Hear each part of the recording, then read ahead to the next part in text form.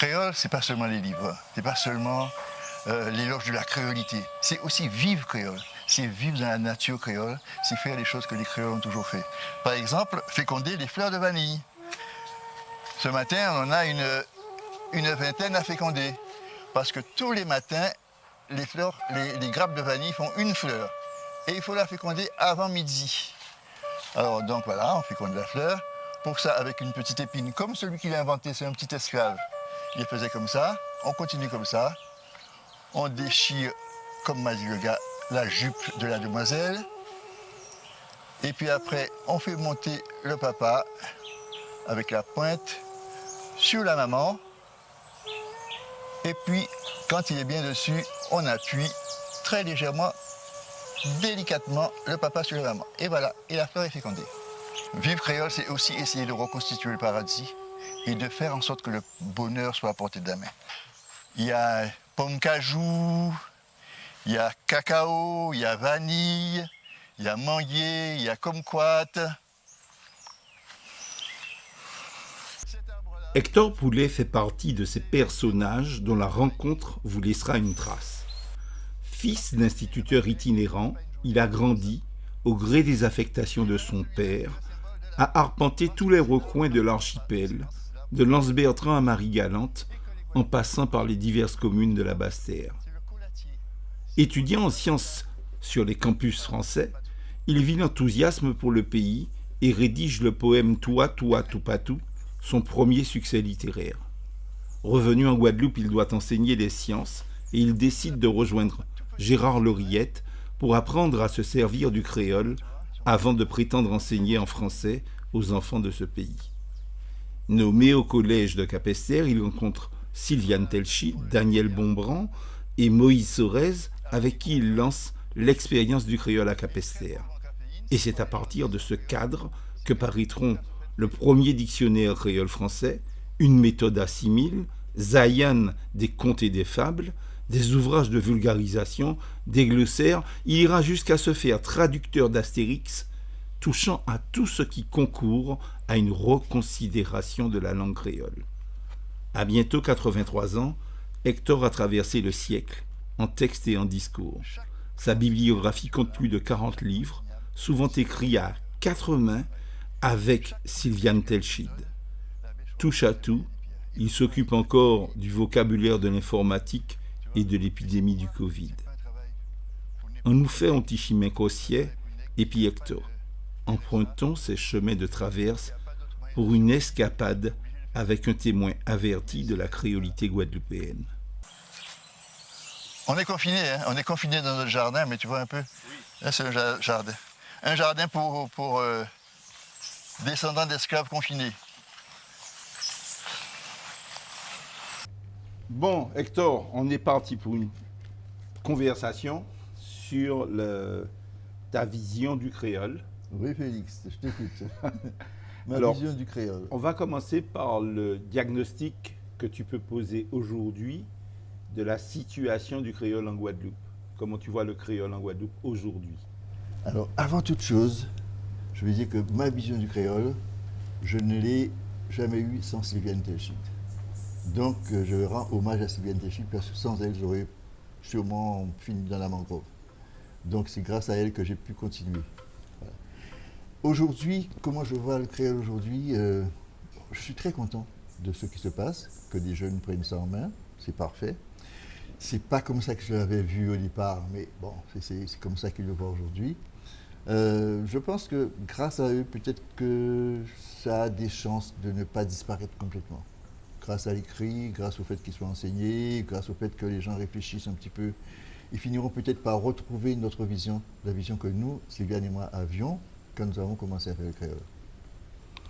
Quand tu as commencé à faire du créole avec Sylviane, dis-tu, donc on est en quelle année et on est dans quelles circonstances? Alors, nous sommes, la Soufrière, c'est 76. Le collège de Capesterre a été à Pointe-à-Pitre. Je ne connais pas encore Sylviane parce que moi j'étais à Trois-Rivières. Et c'est quand nous revenons de Pointe-à-Pitre, donc en septembre 76, que la principale, qui s'appelait Mme Klinichevski-Lator, me met trois choses à mon emploi de temps. Maths, physique et art plastique. Je lui dis, mais art plastique, je ne sais pas, je ne sais rien faire en art plastique. Elle me dit, mais faites du dessin géométrique avec eux. Je dis, mais je ne vais pas faire du dessin géométrique, c'est pas de l'art plastique. Elle me dit, je vous ai mis 2 heures, vous les ferez. J'ai dit, mais je ne les ferai pas. Elle m'a dit, oui, vous les ferez. Je dis, je ne les ferai pas.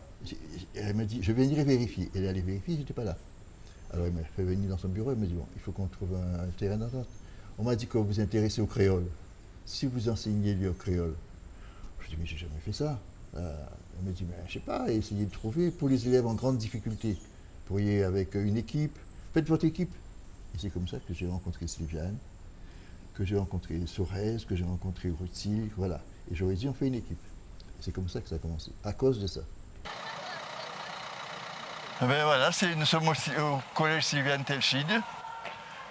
Et il y a eu ce buste pour reconnaître tout le travail qu'elle a fait pour le créole. Et tout ce travail, on l'a fait ensemble. Voilà, c'était ma collègue avec qui j'ai fait le dictionnaire, la méthode assimile, les fables de La Fontaine, etc. Merci Sylviane.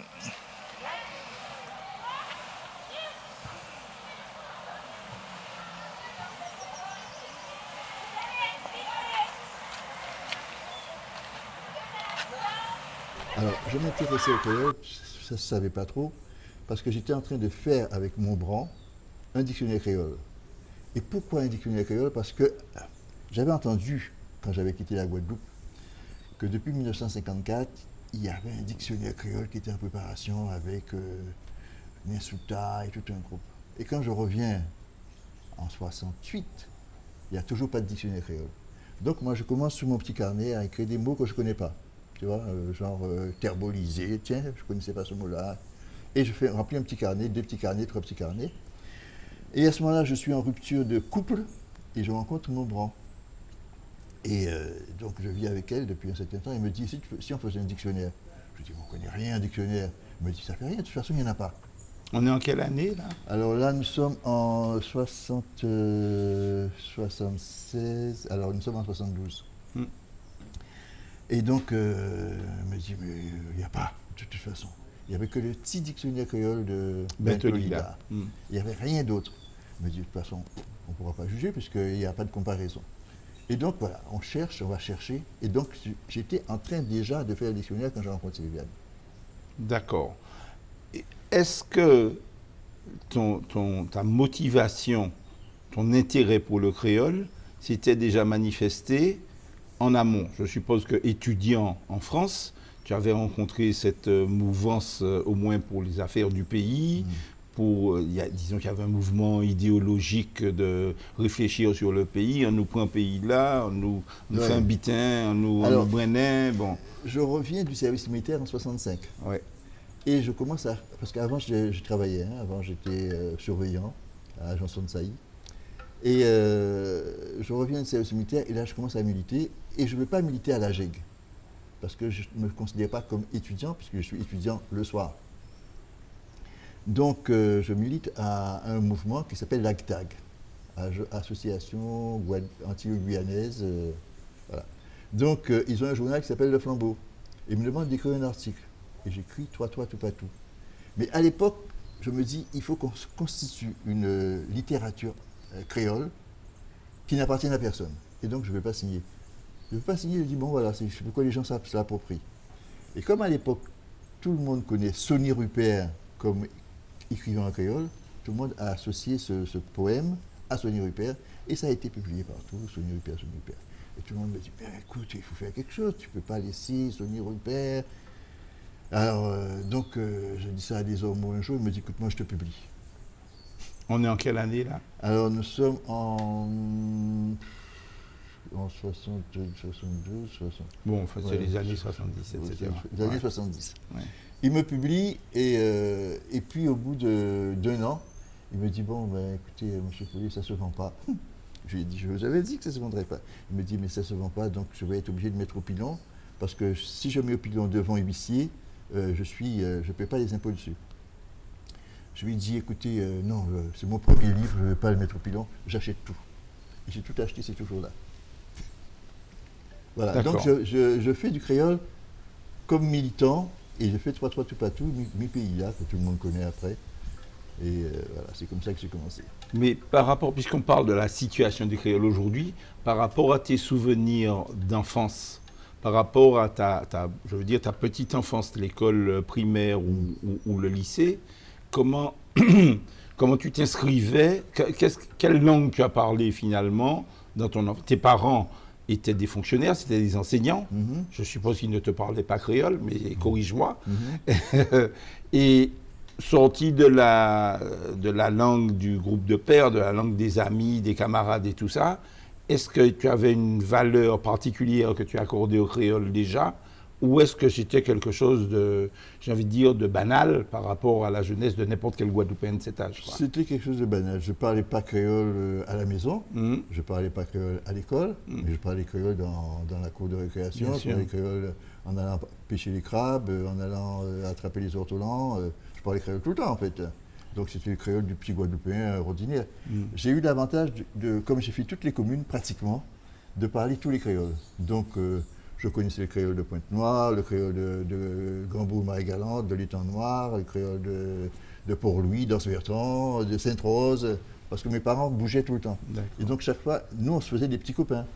Et ça aussi, ça m'a beaucoup influencé parce que j'ai appris comme ça à ne pas m'attacher aux gens. Je savais que les copains que j'avais là, c'était pas pour longtemps. Donc je faisais très vite des copains et sans m'attacher. Voilà. Et ça m'a suivi.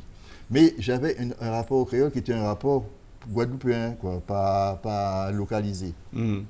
Donc, on peut dire que c'est avec tes études en France, dans un groupe d'étudiants antillais dans les années 60, que tu prends une certaine conscience de l'importance du créole, voire de sa position de langue un peu maltraitée d'un certain point de vue par les institutions, Oui. ou pas. Oui. Et c'est surtout parce que c'est un peu une revendication nationaliste. Oui. Tu vois. Et quand je rentre après mai 68 en Guadeloupe, il y a eu mai 67 en France, enfin en Guadeloupe, puis les prisonniers étaient en France. Et là, j'entends parler de l'Oreillette dans les journaux.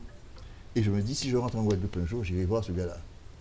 Et en effet, on rentre en juillet 68, et dès août 68, je suis chez l'Oreillette. Et Alors, la rencontre avec l'Oreillette, justement. ah ben, ma rencontre avec l'Oreillette, c'est vraiment ma révélation de la Guadeloupe. J'avais jamais vu la Guadeloupe sous cet angle-là. J'avais été gamin, j'étais allé dans les cours, dans les machins, j'étais chez les gens qui marchaient pieds nus, etc. Mais j'avais jamais vu l'angle d'un peuple, la générosité du peuple. Et c'est ce que l'Oreillette m'a montré. Il m'a fait aller dans les campagnes, voir les gens, il m'a dit, tu vas voir, les gens, ils te donneraient leur chemise, ils sont prêts à tout te donner pour un peu de reconnaissance. Mais il ne faut pas les oublier après.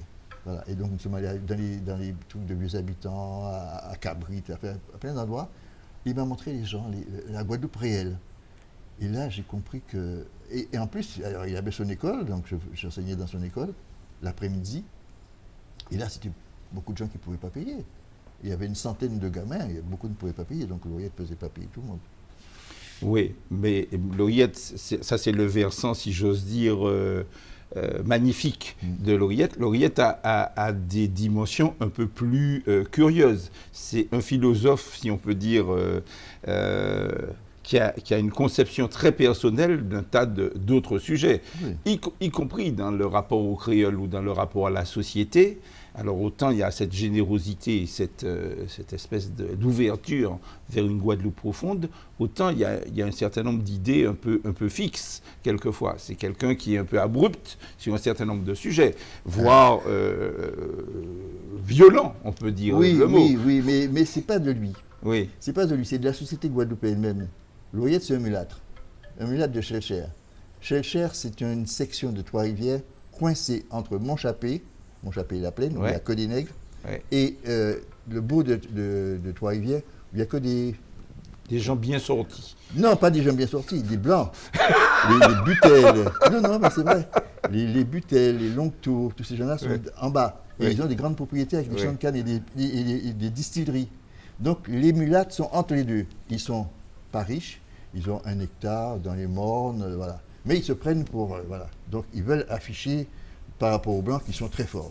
Et par rapport aux nègres, ils sont très protecteurs. tu vois, mais en même temps un peu méprisants. Ouais.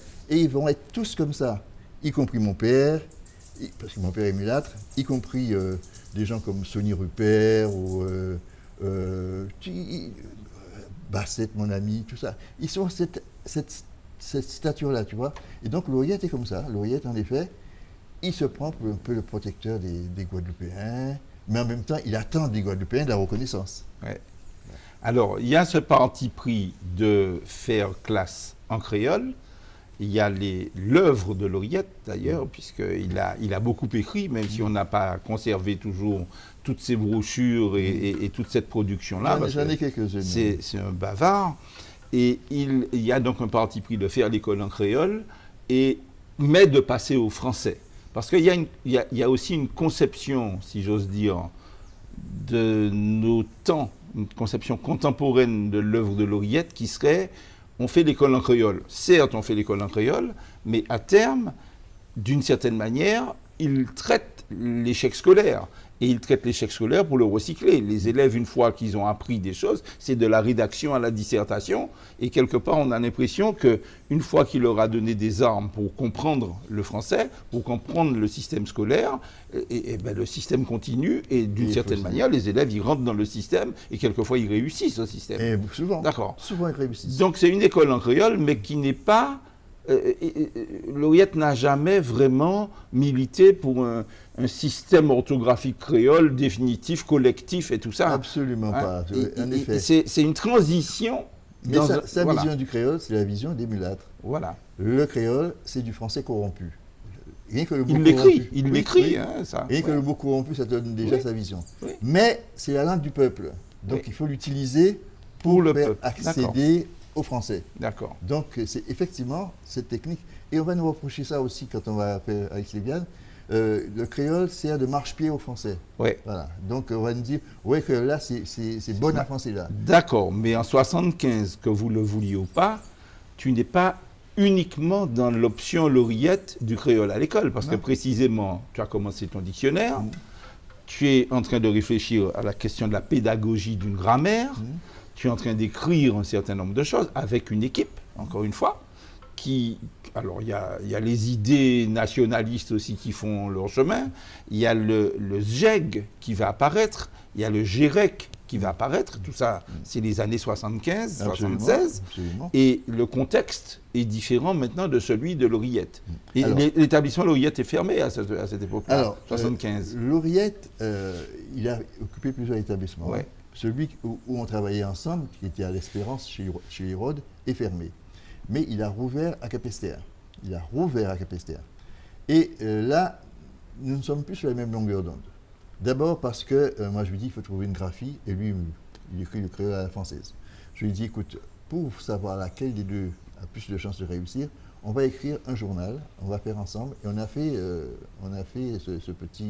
cette petite revue Mouchache. Pourquoi Mouchache? Parce qu'à l'époque il existait une revue créole haïtienne qui s'appelait Sel.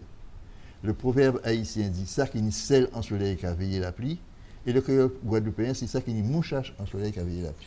Donc moi j'avais proposé Moussache. Mouchache qui vient de muchacho et pas de chose. C'est pas moussache et mouchache. Et donc je lui dis la première partie va être écrite comme tu penses, on va écrire des articles, et moi la deuxième partie va être écrite par moi mais avec ma graphie. Et parfois les mêmes articles.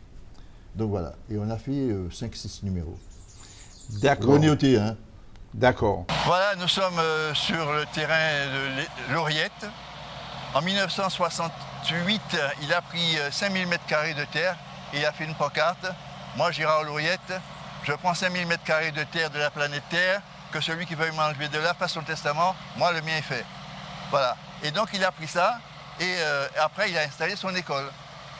Et puis après, quand il a été maire, eh bien, des gens ont entouré pour lui. Et depuis qu'il est mort, eh bien voilà, sa maison qui est là-bas, son musée qui était là, son lieu de prédilection où il allait méditer là-haut, eh bien depuis, voilà, c'est fermé. Plus personne ne peut visiter.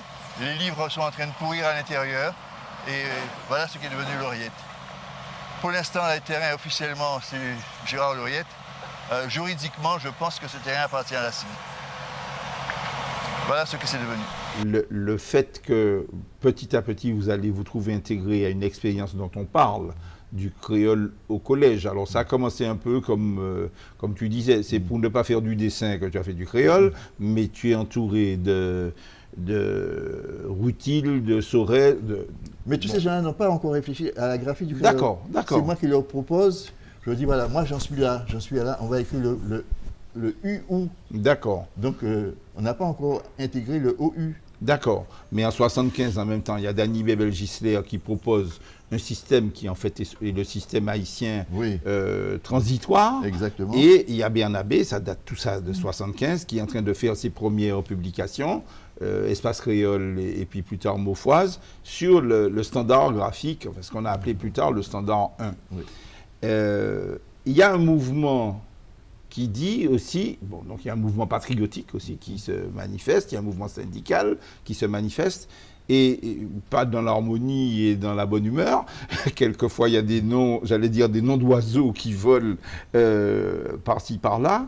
Mais c'est, à cette époque, je travaillais sur ma thèse et j'ai eu des échos, à la fois des rivalités, mais aussi des progrès, puisqu'un certain nombre d'enseignants ont été sensibles à ça. Il y a eu un certain nombre de pièces de théâtre ou de troupes, en tout cas amateurs, qui commençaient à se sensibiliser à cette question-là. Le Cyclone, par exemple. Mais oui, comme le théâtre du Cyclone. Il y a le Festival de Fort-de-France qui permet d'aller jouer des pièces au mois de juillet en créole, au CERMAC. Et c'était la grande rencontre annuelle. Oui, les choses se développent.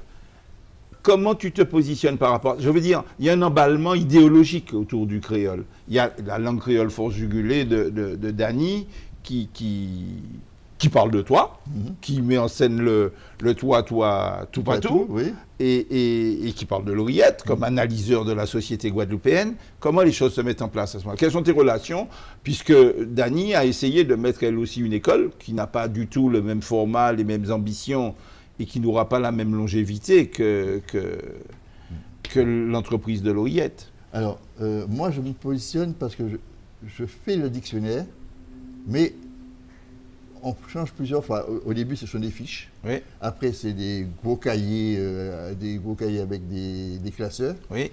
Et après, à un moment, on dit, bon, on va s'arrêter là, mais il faut trouver un éditeur. Et là, personne ne veut éditer un dictionnaire créole. Tout le monde me dit, ça va pas se vendre. Des Ormeaux me dit, non, ça n'intéresse plus. Voilà.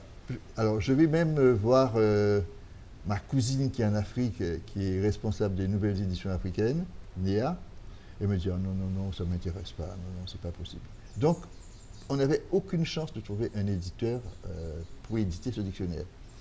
Jusqu'à ce que madame, j'oublie le nom, une dame qui vivait en Martinique, du métro, qui était responsable des Ati-Anti, nous dit, banco, moi je fais. Voilà, et c'est comme ça qu'on...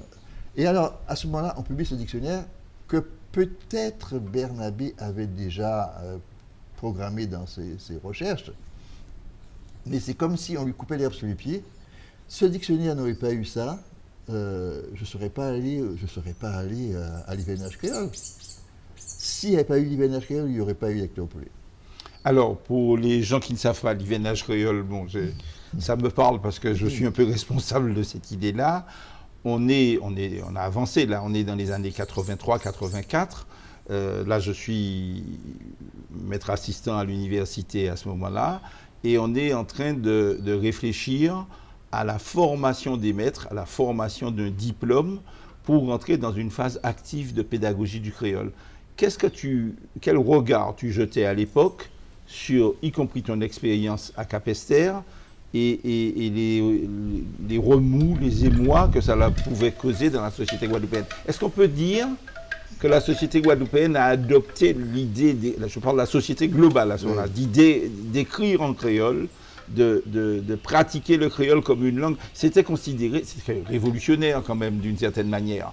Et l'opinion publique n'était pas vraiment d'accord avec ça. Il y avait une grosse partie de l'opinion publique qui était réticente, pour ne pas dire hostile.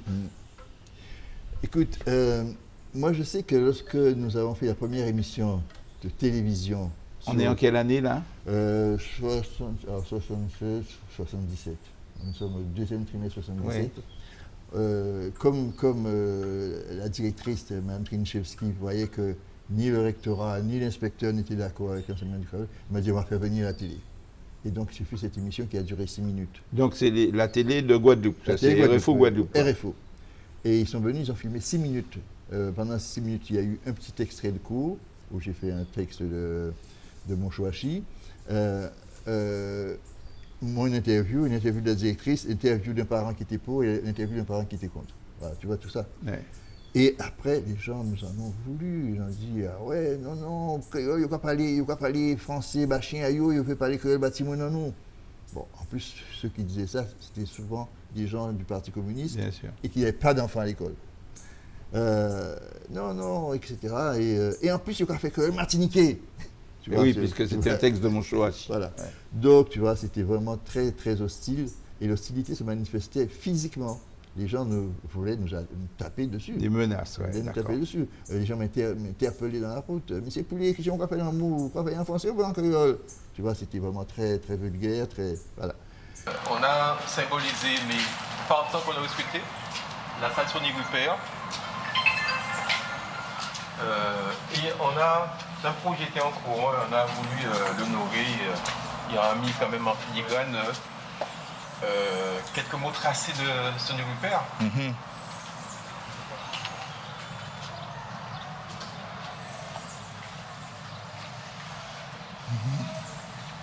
Tout en français. Il a écrit un créole aussi, au Sonny Non, Rupert. je sais, bien évidemment.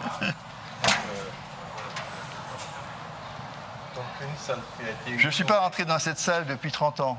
Ouais, eh bien, faites la... Non, 40 ans. Voilà, le cours a eu lieu là. Ah ouais. Il y avait une équipe de télévision qui était venue, qui a filmé 6 minutes et qui a provoqué la révolution. À la sortie, les gens voulaient nous couper le cou avec leur côte là. Pourquoi? Parce que le créole, c'était absolument interdit. Les gens disaient, Zobizé fait si vous n'en nous parlez créole, les autres n'ont pas parler français, bah chien azot. Voilà, c'était vraiment la révolution, ça a été provoqué comme ça. Et c'était Mme Tchinchevski parce que le recteur voulait pas, le vice-recteur ne voulait pas la recevoir. Donc elle a dit, ben, on va passer par la télévision. Et à l'époque, ça a provoqué vraiment... Et c'était quelle année? C'était en 77. Février ou mars 77. Juste après la mort de la Cavée. Ah, depuis ça, il y a eu plein de choses. Aujourd'hui, le créole est devenu officiel. Il y a même doctorat de créole. Il y a agrégation de créole. Maintenant, si tu n'es pas créole, tu es rien du tout. Maintenant, c'est devenu le passage obligé. Tout le monde passe par le créole. Mais à l'époque, c'était complètement interdit. Il y a un élève il y a eu un problème au 2e étage. Il y a un élève qui court pour parler au principal. Il rencontre le principal dans l'escalier. Il dit principal, ni on gourmet en haut là. Le principal lui dit venez dans mon bureau. Il est interdit de parler créole. Il n'est pas allé voir. Il a puni l'élève parce qu'il lui avait parlé en créole. C'était avant Madame Lator. Madame Lator, c'est elle qui a introduit le créole en Guadeloupe, enfin, au collège, parce qu'elle était polonaise et qu'elle savait ce que c'est que la colonisation. Elle s'appelait en fait Trinchevski. Elle avait épousé un Guadeloupéen. Voilà, bon, ben, on parlera de tout ça plus tard. Je ne suis pas sûr qu'on ne soit pas encore avec une grande partie de la population qui soit peut-être pas hostile, mais qui pense que le créole ne doit pas être enseigné. Ah oui, sur l'enseignement, il y a sans doute encore une bonne partie de l'opinion de l'opinion publique qui est réservée. Maintenant, ça n'a plus rien à voir. Je veux dire, annoncer qu'on est prof de créole, bon, il y en a un dans quasiment chaque collège et quelquefois deux dans certains lycées. Il y a le CAPES créole qui a, donc l'année 2000 a bousculé les choses. Et il y a 2 émissions en créole à la télévision Guadeloupe la première, hebdomadaire. Il y a une intervention, bon, je veux dire, là, aujourd'hui, les choses, on avait démarré par là. Quand même, l'idée c'est banalisé d'un créole un peu en voie de standardisation, ce qui n'empêche pas l'hostilité d'une partie du public, hein, je suis bien d'accord. Mais les affiches en créole, la publicité en créole, et même les hommes politiques parlant en créole, arborant un certain créole, même de médias, ça a changé. Alors, j'ai vu récemment, avant-hier, je crois, Perlette Louisy, gouverneur de Sainte-Lucie. Ex-gouverneur, elle n'est plus. Qui a fait un... Oui. Tu as vu peut-être... Oui. Et Perlette Louisy, je l'ai découvert à l'hivernage créole. Oui. Donc, à l'hivernage créole, s'il n'y avait pas eu l'hivernage créole, je n'aurais pas insisté. Le dictionnaire était paru, j'en parlais plus, et puis... Mais là, je me suis dit, ah non, on ne peut pas continuer comme ça à être ignorant, parce que à l'époque, j'étais complètement ignorant, je ne connaissais rien. À la linguistique, je ne connaissais rien. Je voyais que des phonèmes, des monèmes, etc. Je me suis dit, mais c'est quoi ce vocabulaire? Voilà, et je me suis dit, non, il faut que je m'accroche. Et c'est là qu'on s'est accroché avec Sylviane, qu'on a commencé à fouiller, à aller plus loin. Et on s'est rendu compte qu'il fallait qu'on ait l'aval des intellectuels de l'université. Et quand j'ai rencontré Ludwig, je lui ai dit, viens avec nous, comme ça on va avoir l'intellectuel universitaire non français, on ne va pas nous dire que c'est une grammaire française, et voilà, et c'est comme ça qu'on a rencontré Ludwig. D'accord. Il est venu habiter chez nous, et il a travaillé pendant un an. Ça c'est encore après l'hivernage, ça c'est bien après. Ouais. Le moment... Bon, encore une fois, l'hivernage créole, je suis un peu auteur de la chose. Hein, donc, la conception d'une université d'été avec des Guyanais, des Guadeloupéens, des Martiniquais et quelques personnages de passage. Des Dominiquais, des Saint-Luciens. Parce que Banzil créole a passé par là. Et l'idée Banzil, j'étais déjà allé à La Réunion, j'étais allé aux Seychelles. Comme responsable de la formation continue, j'étais tout le temps en Guadeloupe, en Martinique et en Guyane. Et donc, il y avait une vision beaucoup plus... on va dire intercréole plus que transcréole. Toi, à ce moment-là, est-ce que tu as fait le voyage vers d'autres pays créolophones? Alors, après, je me suis réconcilié avec Bernabé. Il nous a demandé de nous occuper du Dulcre. Donc, j'étais responsable du Dulcre. C'est 86, ouais. Avec Dany. Oui. On était responsable du Dulcre. Et nous allions faire des cours de récréolisation en Dominique, Oui. une fois par mois. Avec Dany, avec Fontes, avec qui est-ce d'autre qui était? Enfin, on était plusieurs. On allait faire des cours. Et il y avait surtout des bonnes sœurs qui suivaient les cours de créole. Mais des bonnes sœurs dominicaines Dominicaines. D'accord. Parce qu'elles étaient très présentes. Elles avaient des ateliers une petite manufacture qui faisait des tapis, des petits verres, tu vois. Et donc, non, elles étaient très actives. Et donc, c'est là que j'ai connu Grégory Rabès, son frère... et tous les autres, Félix Anderson. Voilà, Anderson qui est mort il n'y a pas longtemps. Voilà, c'est en Dominique. Donc, non, j'ai quand même fait un petit peu sorti de la Guadeloupe. Mais j'estimais que le gros du travail était à faire sur place. Et l'océan Indien? Non, je ne suis jamais allé dans l'océan Indien. Je ne suis pas allé. Non.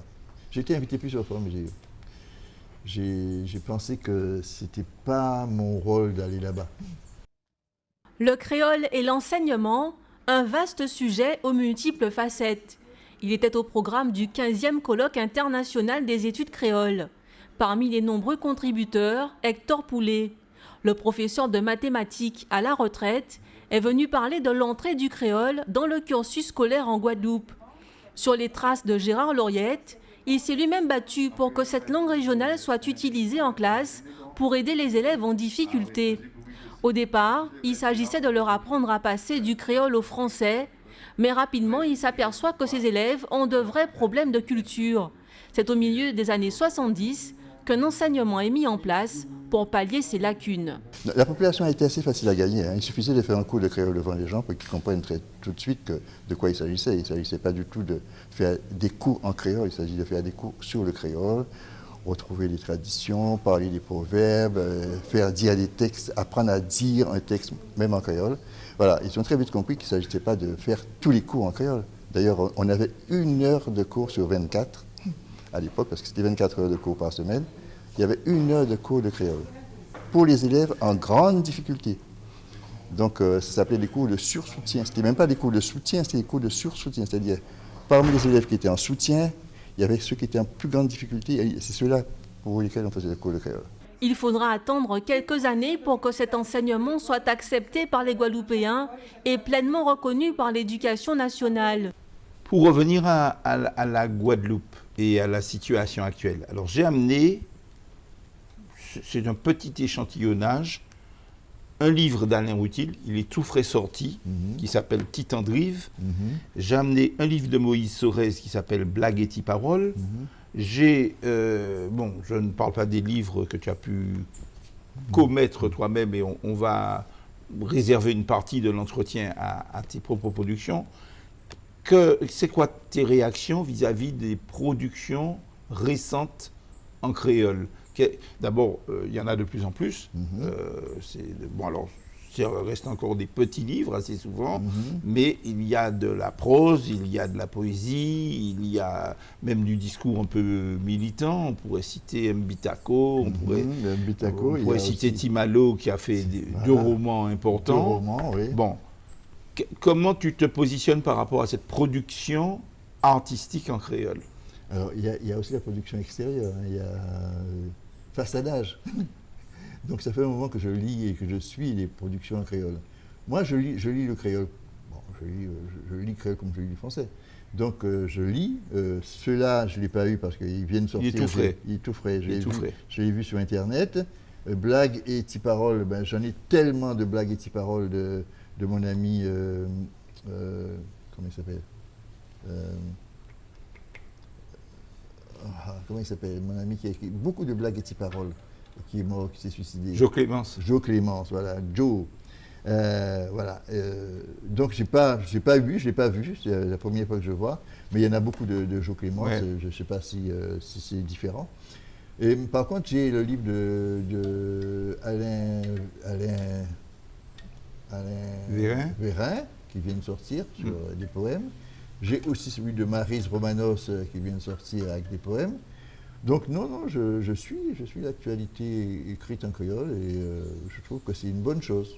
C'est une bonne chose. Je ne suis pas sûr qu'il y ait beaucoup de lecteurs. Alors, c'est ce versant-là qui m'intéresse. Le travail qui a été fait dans les collèges, dans les lycées, à l'université, dans l'Institut de formation des maîtres, fait qu'il y a une espèce de standardisation du créole, micro-standardisation pour un petit nombre. Est-ce qu'on peut dire pour autant que la population subit des effets, j'ai envie de dire positifs, dans son rapport à l'écrit en créole? Alors là, bon, je pense que, je ne sais pas comment on sort de bachelier par an en Guadeloupe, mais je ne suis pas sûr que même ceux qui ont suivi les cours de créole lisent en créole, ni en français d'ailleurs. Je ne suis pas sûr qu'on soit vraiment dans une civilisation de l'écrit. Et quand les gens produisent, il y a très peu de commentaires sur leur production. Moi, j'ai fait un commentaire sur la production d'Ena et Luther, que j'ai publié dans Progrès Social. Je lui ai envoyé à Ena, elle ne m'a pas répondu. Bon, j'ai essayé de voir si on pouvait... Je comptais faire un compte rendu sur tout ce qui était publié, mais je vois qu'il n'y a aucune réaction, aucune réaction. Tu écris, tu n'as pas de réaction, tu n'as pas de retour, tu ne sais pas ce que les gens pensent, tu ne sais pas si tu es lu. Tu écris sur ce que tu écris en plus court dans les journaux, tu n'as pas de réaction. Donc je ne sais pas, je ne sais vraiment pas. Moi je pense que tout ça, ce sont des bouteilles à la mer, mais on ne sait pas si quelqu'un un jour récupérera la bouteille. D'accord. On va un peu conclure sur la dimension équipement de la langue, aménagement de la langue. Qu'est-ce que tu penses des entreprises? Je crois que tu as été approché à un moment par le président du conseil régional sur l'idée d'une académie créole. Oui. Alors, l'idée d'une académie créole, une vieille idée, hein, depuis l'ACRA. Oui. Ce que Lurel voulait, c'était... Lurel, comme beaucoup de Guadeloupéens, voit les choses en grand. Et pour eux, il faut faire un bâtiment, une organisation, trouver le terrain, voilà. Et moi, c'est pas du tout ma vision. Ma vision, c'est plutôt la vision des petits pas. Il vaut mieux faire des choses que de dire qu'on va faire. Voilà, on peut faire beaucoup de mousse et qu'il n'y ait rien à l'intérieur. Et donc, moi, comme Lurel n'a pas été entendu, puis il n'y avait pas forcément les bonnes personnes, il y avait déjà la division à l'intérieur même de ce petit groupe, tu vois. C'est des gens qui voulaient les postes. Donc non, je ne pense pas que ce soit la meilleure idée, une académie créole. Il ne faut pas vouloir mettre comme on dit en créole, pas mettre vers ça en plico qu'il a pu prendre. Est-ce qu'on peut dire qu'aujourd'hui, le créole a reculé dans la pratique des jeunes, je parle des très jeunes, des tout petits? On voit les adolescents parler créole. Enfin, les profs de collège, de lycée disent que les élèves parlent entre eux, créole. Mais est-ce qu'on peut dire que chez les plus petits, la pratique du créole a reculé? Je ne suis pas sûr. Parce qu'il y a beaucoup de maîtresses de maternelle qui font des comptines en créole. Ça, j'étais étonné de voir ça. Et l'intérêt des petits pour le créole, parce que c'est comme une langue étrangère pour eux. Ah ben oui, mais si c'est une langue étrangère. Non, mais ils s'intéressent comme une langue étrangère. Oui. Par exemple, ma petite fille, elle s'intéresse au créole comme elle s'intéressait à l'espagnol quand elle était en Espagne, tu vois. Pour elle, et évidemment, elle prend toujours le ton un peu, tu vois. Docte. Oui, non, pas docte, le ton créole, quoi. Oui, c'est ça. Péla, non. Oui, d'accord. Et ça l'amuse beaucoup, toi, de prendre ce ton un peu. Non, je pense qu'il y a un petit travail qui se fait quand même. Alors, dans mon institut de formation des maîtres, ça ne contredit pas ce que tu dis, parce que nous, on les pousse à utiliser le créole, à utiliser les comptines et tout ça. Mais le témoignage qu'on a des jeunes qui vont faire classe, qui sont stagiaires ou la formation continue des maîtresses de maternelle, c'est que la plupart de leur public, la plus grande partie, démographiquement parlant, quand on commence à leur parler créole, ils sont à un stade de découverte. Alors, ça ne contredit pas l'intérêt que tu es en train de dire, mais moi, j'aurais tendance à dire, le créole langue maternelle en Guadeloupe, ça a reculé, mais je te pose la question. Oui. Au sens où, précisément, les enfants restent parfaitement intéressés à la chose, mais comme tu l'as dit, comme une langue qu'ils découvrent. Alors, elle n'est pas complètement étrangère, puisqu'elle est dans le pays, mais ils ne la parlent pas quand ils arrivent à l'école. Et les trois premières années de maternelle, ils sont en train, quand la maîtresse met du sien, d'apprivoiser quelque chose qui n'était pas de leur environnement. Les parents, les mères ne valorisent pas le créole comme une langue de la petite enfance. Les maîtresses leur racontent des comptines, pas tellement les mamans. Pas les parents. Pas tellement les mamans. De sorte qu'il y a peut-être quelque chose qui est en train de se passer, ce qui n'empêche pas les adolescents, en revanche, de pratiquer un créole d'adolescents, donc de rupture avec le reste de la société, d'affirmation de la personnalité. Oui, mais ce sera un autre créole. Bien sûr. Ce sera un créole d'adolescent. D'adolescent. Oui, mais je veux dire, le créole vers quoi il va évoluer. Bien sûr. Il va devenir. Il y a quelqu'un qui disait ça l'autre jour d'ailleurs. Il va devenir un truc intellectuel, un truc qu'on utilise. Dans des stratégies stylistiques, quoi. Voilà. Je te montre que j'ai tel mot que j'ai emprunté à tel morceau, à tel chanteur, ou etc. Ce ne sera pas un créole qu'on a appris à la maison, non. Ben non, c'est plus le même. Bien. Capester la vaillante n'était pas un vain mot. Voilà. Parce qu'à Capester, historiquement, il y a plein de vaillance, personnages vaillants. Notamment, il y a la stèle en l'honneur de Germain Saint-Ruf, qui a aussi marqué son histoire. Et il disait aussi, là, c'est écrit là, fait qu'on Germain, bachelor gaz. C'est porter manœuvre. Porter manœuvre, c'est dire à la jeunesse, il y a des prédécesseurs, il y a un chemin qui a été tracé, il va falloir effectivement continuer le travail. Donc c'est porter manœuvre. Ok,